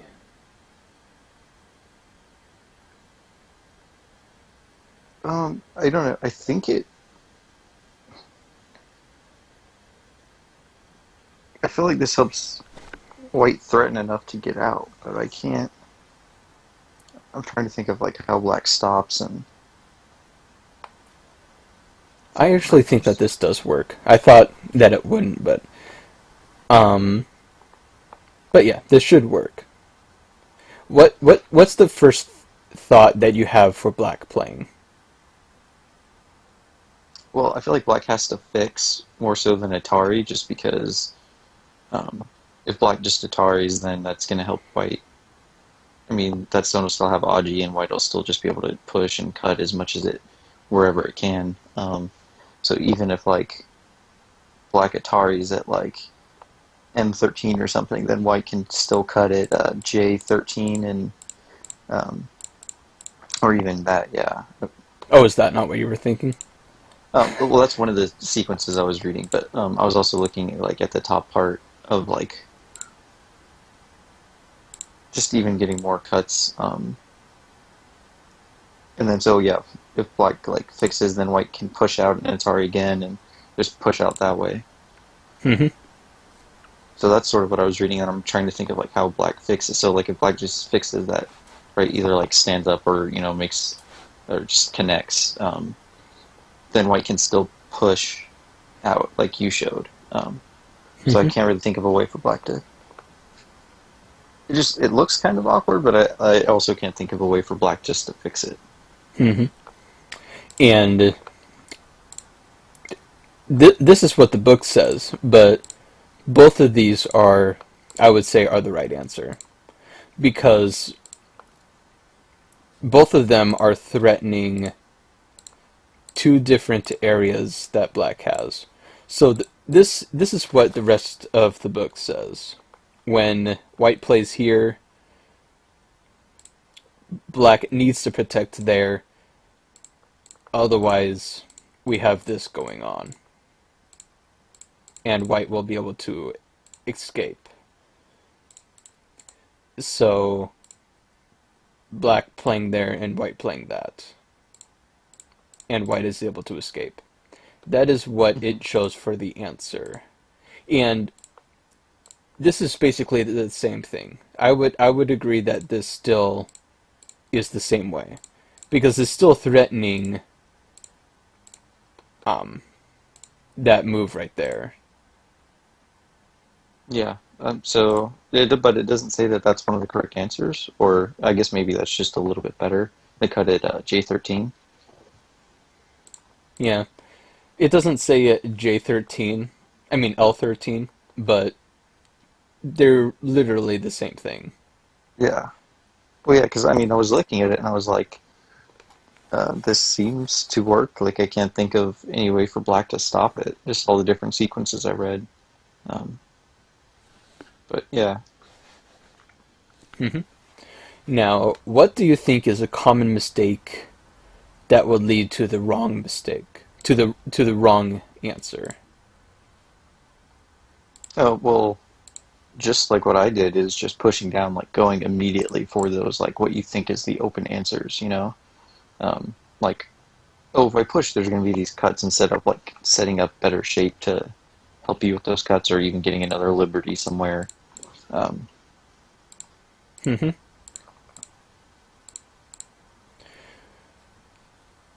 Either the push down or to the side. Either way, if white plays any of those two, then it will lose. It will not be able to escape. If white loses one liberty and then tries to fix, there's a snapback, yeah, and this would do nothing,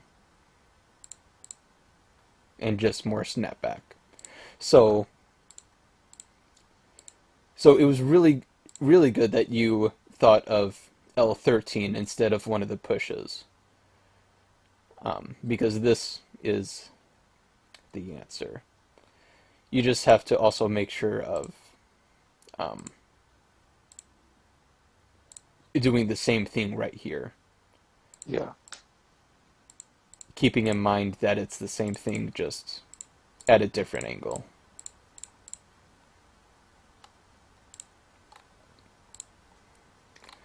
And that was supposedly to the book a two dawn problem, hmm. which was I mean, interesting. I don't know. I get maybe I some mean, things it are could easier be. to some people, like some things are harder to some people. Hmm. Let's see. I think we'll do one more, then call it good. I let Yeah, that that sounds good. I let that go a lot longer than I thought it would. Let's see. That one's also two dawn. Ooh, this one should be a fun one. Um, do do do do do do do do do do do do do do do. And then, whoops. Do do do do do do do. No. Do do do. All right. Black wants to kill the old dragon by hitting the vital point. It is hard to find the critical point at a glance. Black to kill. Off white.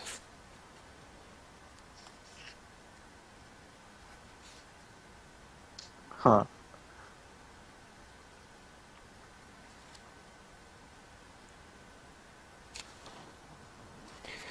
This one's a lot harder than the other one that I showed you, and yet this one is showing to be a lower rank, a 2-star of a 5, which is 1 Q level.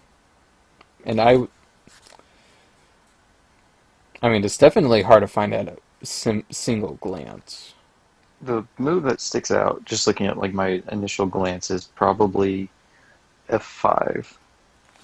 Um, F5. Whoops. F5. that's just what sticks out to me. Okay.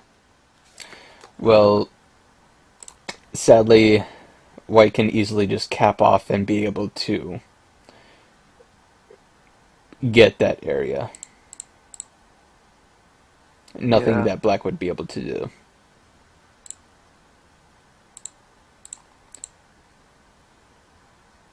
I'll give you 2 more tries. let's see.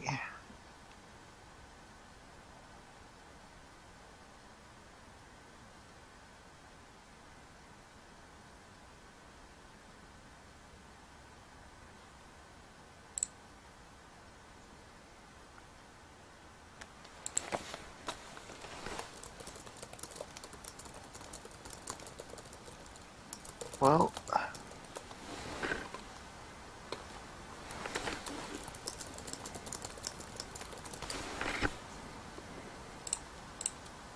the only other move I can think of would be F6, but that doesn't. It's not really going to help anything. Hmm. I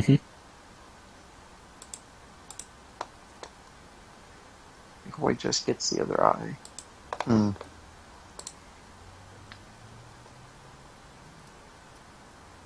Unless you G5 maybe? G5, Atari, push it out. Yeah, that doesn't do anything, white just captures.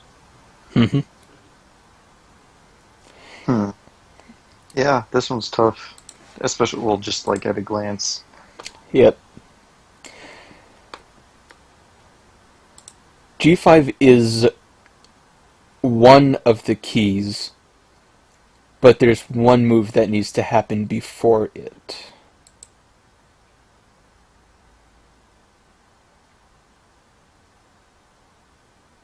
Hmm.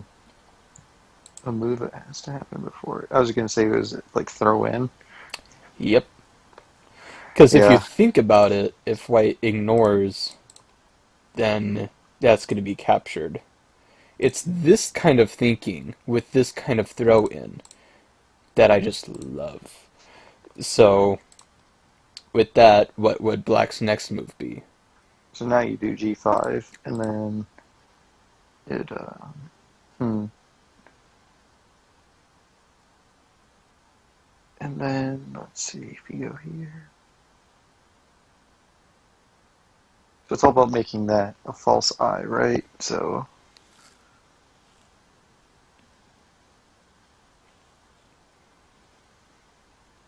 So now is it F6?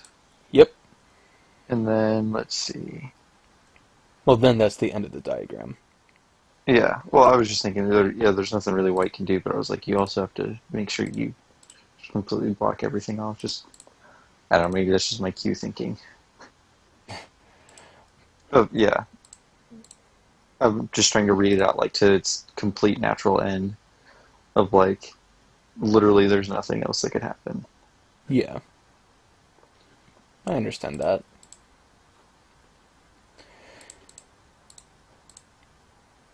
The good old throw-ins. Yeah, I was in. That's one of the moves I was looking at, but I was like, well, white just captures, and then I didn't really look at G5 at that point. I was just like, and then if white or if black tried to play like F5 or something, um, I was just sort of like trying to reverse engineer the problem, I guess. Like, well, if black plays this, then white plays this. So what if black plays that? And then, like black plays white's moves every time. And then I was getting to G5. Um, and then once you said it, I was like, oh, well, maybe the throw-in does work if G5 is the next move. Hmm. I do have to question, though. Because now I'm looking at it, I'm trying to think. I'm trying to read it out, because if that were to happen after the throw-in, Hmm. Um, now I want to figure this out. What?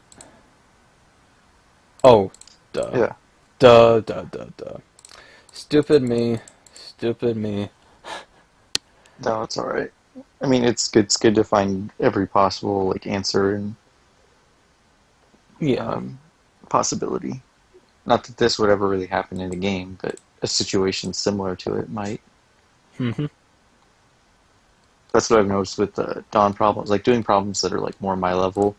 There's shapes and things that sort of happen in games, whereas like Dawn level problems, when I look at them, they like are weird things that never come up in games. Like that, situation in the center, um, where it's more of just training like an idea of like thinking rather than like an actual like here's what's going to happen in a game and here's how you respond to it. Um, Hmm. at least that's what I've noticed. Yeah.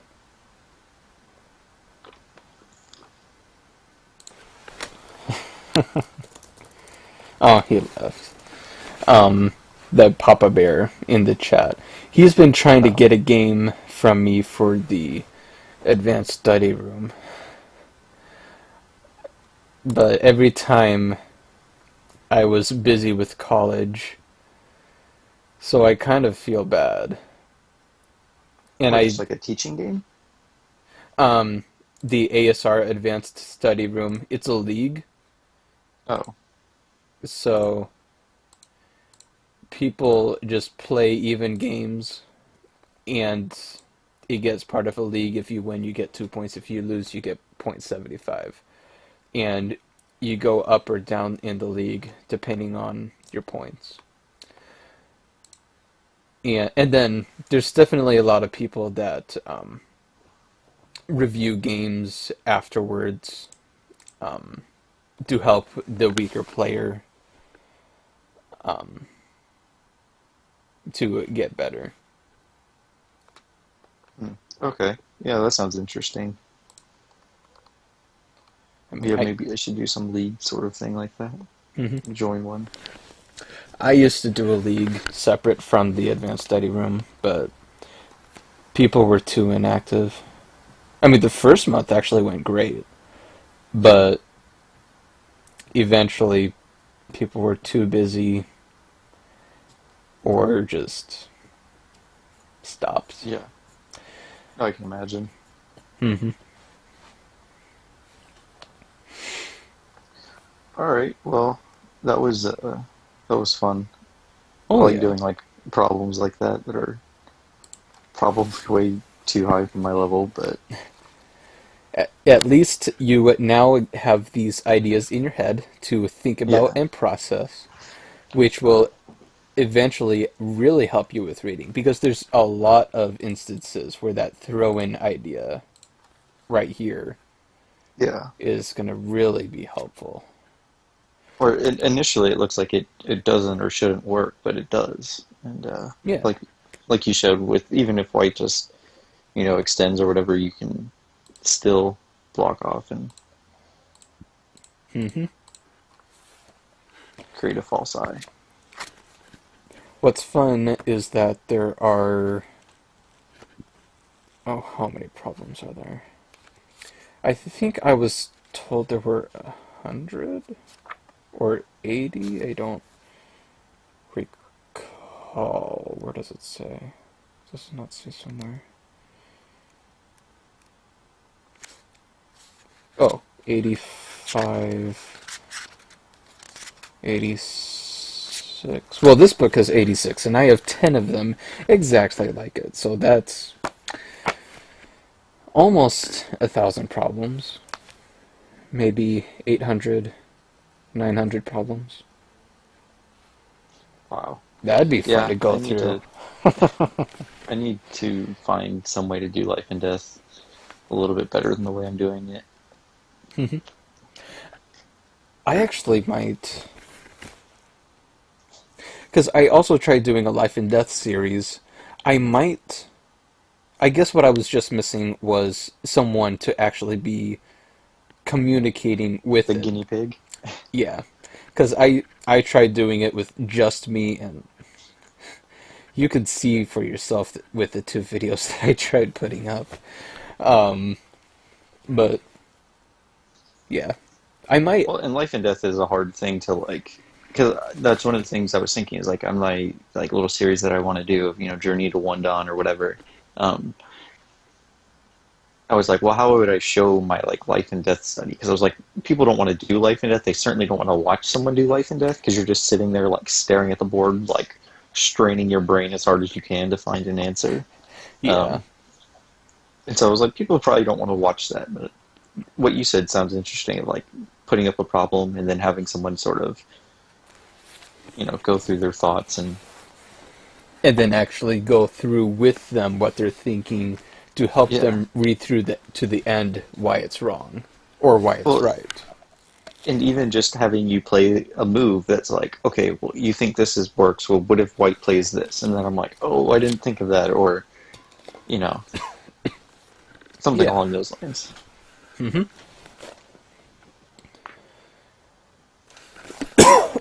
Yeah, that's probably the better way to do it. Hmm. I might actually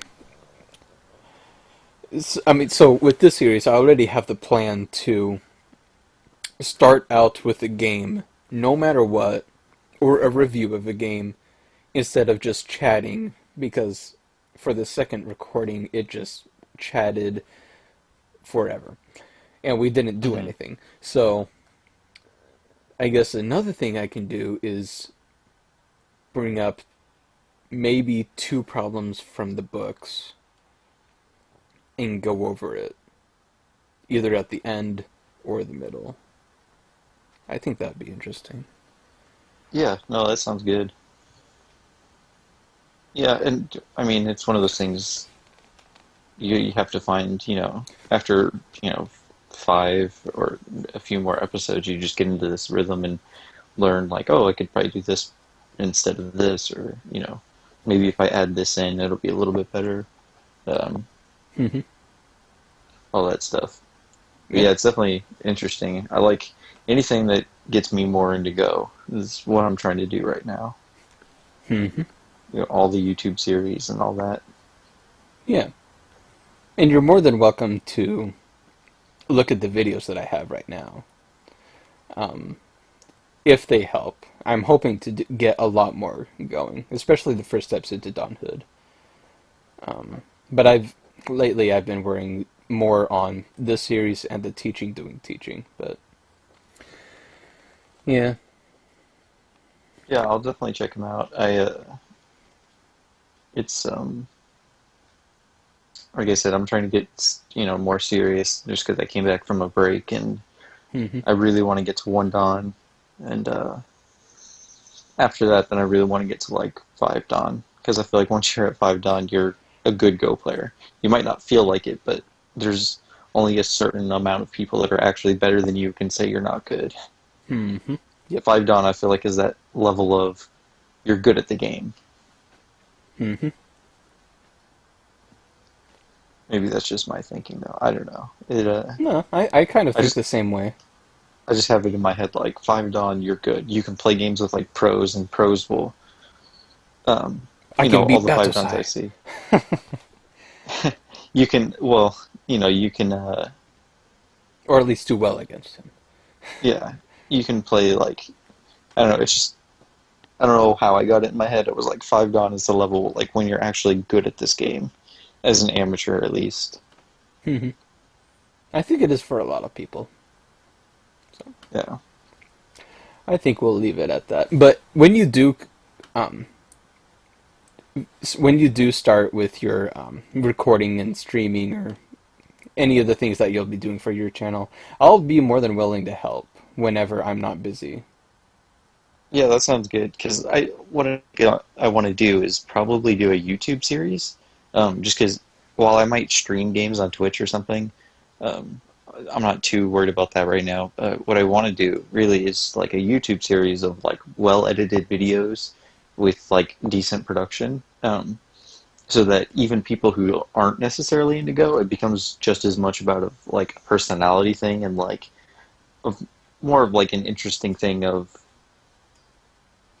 basically like you'd watch someone play like a just a normal video game on YouTube, like a commentary sort of thing almost, versus just having it be like me staring at a screen and clicking and like, well, this move looks like this, just talking about the game. I want it to be sort of interactive almost, at least to an extent. There'll be obviously just like me playing serious games and talking about them, but I also want it to be like a little bit fun to help people get into Go.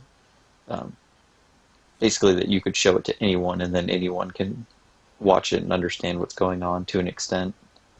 Yeah, for sure. Just, sound effects, some music or something maybe. Yeah, just Just, not too much music oh, for sure. because I tried putting quite a bit of music into one of my videos, and someone noted to me that it probably was a bit too much and that it distracted them from what exactly was going on with Go. So, Well, yeah, what I was thinking is like, let's say I go to like, I film some of my club games and just kind of maybe even playing it on like two times speed and then just having some like relaxing music in the background you know, and then at the end stopping like the speed up and then um, and stopping the music and then just going over the game like in review or whatever. Um, I'm just getting to the point now where I can like memorize the game, like moves and stuff. So for me, that's something I really want to focus on, and then just being able to replay a game and um, talk about it, I think is something that's pretty useful as far as, especially for the YouTube series. Yeah. If I don't have to like have notes next to me or whatever, Yeah. anything like that. But anyways, yeah, this was fun, and definitely if you do it again, I'd like to be on it as long as I'm not super busy or anything. Yeah. And I mean, I've tried for the past few days, and I probably will be for the next 2 weeks. Although, probably again we'll end up trying in middle of the evening, like tonight. But since Yeah, most people don't want to in middle of the day, but I'm still gonna try in middle of the day. yeah, middle of the day works for me as long as it's like afternoon, like right after I get off work, and evening works as long as it's not too late, or you know, um, as long as I don't have anything going on, which for the most part I don't. I'm mostly just playing Go, or maybe even just doing Life and Death or something fun like that. Yeah. But yeah, anyways, it was fun, and next time you do it, let me know, and I'd love to jump in and maybe do some of the things we talked about as far as like playing a game or even just doing more Life and Death. I think that's something interesting, at least, just doing a couple problems like that and going Yeah, through them. for sure. And next time I'll also get a game in where you can ask questions or something while I play the game, since we didn't get to it this time. Yeah. So, Uh, and hopefully maybe there's someone else too, even maybe somebody like a higher level or a lower level, just to get like the very, different styles of thinking and levels of thinking. I feel like call out to that's, Frozen Soul. yeah, He was in here the first video, so, and he's a KGS 5 Don. yeah, I saw that. Yeah, hopefully something like that, because then that helps with just getting all these different ideas and having other people. So like having the different levels of thinking, it's useful, because then if you get someone who's like, let's say, a lower Q than me, like a 12Q or 15Q or something, then Hmm. you have someone who like all the 15Qs can like relate to, and their ideas of thinking. Um, Yeah. Same thing with like a Don player, because then it might be hard for a Don to watch this, because even your level of thinking, they're like, oh no, but you could just do this move or Yeah. whatever.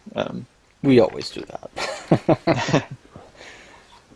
Yeah. Anyways, so yeah, it was good talking to you, and hopefully we could do it again sometime. Yeah. It was extremely fun. Yeah. Have a good night, man. You too.